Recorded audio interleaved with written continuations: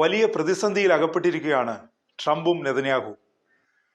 ലോകത്തെ യുദ്ധത്തിലേക്ക് വലിച്ചിഴച്ചത് ഇരുവരും ചേർന്നതാണ്. ഇന്ത്യ ഉൾപ്പെടെയുള്ള രാജ്യങ്ങൾ യുദ്ധക്കെടുതി നേരിട്ടുകൊണ്ടിരിക്കുന്നു. അതിനിടയിൽ ഇരു നേതാക്കളും ഒറ്റപ്പെടുകയാണ്. കൂടെ നിൽക്കുമെന്ന് കരുതിയവർ പോലും ഇരുവരെയും കൈവിട്ടിരിക്കുന്നു. ഹോർമൂസ് കടലിടുക്കിലൂടെയുള്ള കപ്പൽ ഗതാഗതം നിലച്ചതോടെ ക്രൂഡ് ഓയിൽ വില റോക്കറ്റ് പോലെ കുതിച്ചുയരുന്നു. അതിനിടെ ഹോർമൂസിലൂടെ കപ്പലുകൾ കടത്തിവിടുമെന്ന് ട്രംപ് പ്രഖ്യാപനം നടത്തി. ഇത് അല്പം ആശ്വാസം നൽകിയെങ്കിലും ട്രംപിൻ്റെ പ്രഖ്യാപനം നടക്കില്ലെന്ന സൂചനയാണ് വരുന്നത്.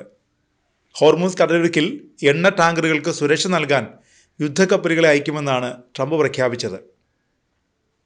മറ്റ് രാജ്യങ്ങളുടെ സഹായത്തോടെ ഹോർമൂസ് കടലിടുക്കിലെ പ്രതിസന്ധി മറികടക്കാനായിരുന്നു ട്രംപിൻ്റെ നീക്കം. ട്രംപിൻ്റെ തീരുമാനം വലിയ അപകടം വരുത്തിവെക്കുമെന്ന് വിദഗ്ധർ മുന്നറിയിപ്പ് നൽകിയിരുന്നു. എന്നാൽ ട്രംപിൻ്റെ ഈ നീക്കം പാളിയെന്നാണ് ഏറ്റവും ഒടുവിൽ പുറത്തു വരുന്ന റിപ്പോർട്ട്. US നാവികസേനയുടെ സുരക്ഷ വാഗ്ദാനം ചെയ്തിട്ടും ഹോർമൂസിലൂടെ സഞ്ചരിക്കാൻ കപ്പലുകൾ തയ്യാറാകുന്നില്ല. ഇറാൻ്റെ അനുമതിയില്ലാതെ ഹോർമൂസിലൂടെ സഞ്ചരിക്കാൻ കപ്പലുകൾ ധൈര്യപ്പെടുന്നില്ല എന്നതാണ് വാസ്തവം. മറ്റു രാജ്യങ്ങളുടെ സഹായത്തോടെ ഹോർമൂസ് പ്രതിസന്ധി മറികടക്കാനായിരുന്നു ട്രംപ് ശ്രമിച്ചത്. എന്നാൽ ട്രംപിനൊപ്പം ചേരാൻ രാജ്യങ്ങളെ വിസമ്മതിച്ചത് വലിയ തിരിച്ചടിയായി. ഹോർമൂസിൽ സുരക്ഷ ഒരുക്കാൻ വിവിധ രാജ്യങ്ങളെ അണിനിരത്തുമെന്ന് ട്രംപ് പ്രഖ്യാപിച്ചിരുന്നു. വിവിധ രാജ്യങ്ങളെ അണിനിരത്തി ഒരു സഖ്യം ഉടൻ പ്രഖ്യാപിക്കുമെന്നും US പറഞ്ഞു. സഖ്യത്തിൻ്റെ ഭാഗമാകാൻ രാജ്യങ്ങളെ US പ്രസിഡന്റ് ട്രംപ് ക്ഷണിക്കുകയും ചെയ്തു. എന്നാൽ രാജ്യങ്ങൾ ട്രംപിൻ്റെ ക്ഷണം സ്വീകരിക്കാൻ തയ്യാറായില്ല. നാറ്റോ രാജ്യങ്ങളും US തള്ളിപ്പറഞ്ഞത് ട്രംപിന് വലിയ ക്ഷീണമായി. US പ്രസിഡന്റിന് ഇക്കാര്യത്തിൽ വലിയ അമർഷമുണ്ട്. US ദീർഘകാലമായി സഹായിക്കുന്ന രാജ്യങ്ങൾ പോലും ട്രംപിൻ്റെ പ്രഖ്യാപനത്തോട് മുഖം തിരിച്ചു. US സ്വയം യുദ്ധത്തിലേക്ക് എടുത്തു ചാടിയതാണെന്നും അതിൻ്റെ പാവഭാരം തങ്ങളും കൂടി ചുമക്കേണ്ടതില്ല എന്നാണ് US സുഹൃത്ത് രാഷ്ട്രങ്ങളുടെ പോലും നിലപാട്.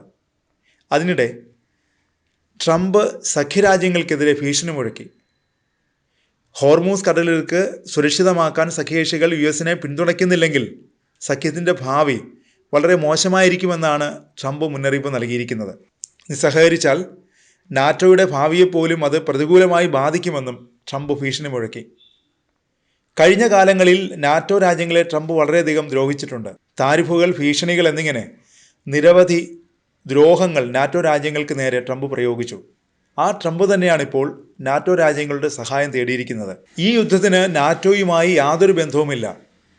ഇത് നാറ്റോയുടെ യുദ്ധമല്ല എന്നാണ് ജർമ്മനി വ്യക്തമാക്കിയത്. യുദ്ധത്തിന് മുമ്പ് തന്നെ യുദ്ധത്തിലെ പങ്കാളിത്തം പരിഗണിച്ചിട്ടില്ല, ഇപ്പോഴും പരിഗണിക്കുന്നില്ലെന്നും ജർമ്മനി അറിയിച്ചു. ജർമ്മൻ പ്രതിരോധ മന്ത്രി ബോറിസ് പിസ്റ്റോറിയസും ട്രംപിൻ്റെ അഭ്യർത്ഥന തള്ളിക്കളഞ്ഞു. ശക്തമായ US നാവികസേനയ്ക്ക് ഹോർമൂസിൽ ഒന്നും ചെയ്യാൻ കഴിഞ്ഞിട്ടില്ല.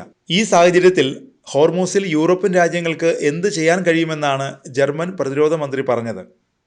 ഇത് ഞങ്ങളുടെ യുദ്ധമല്ല, ഞങ്ങൾ ഈ യുദ്ധം ആരംഭിച്ചിട്ടില്ല, ജർമ്മനി നയം വ്യക്തമാക്കുന്നു. ഇതോടെ ട്രംപ് ഒറ്റപ്പെടുകയാണെന്ന് വ്യക്തം. ഈ യുദ്ധം ഏകപക്ഷീയമായി തുടങ്ങിയത് ട്രംപാണ്.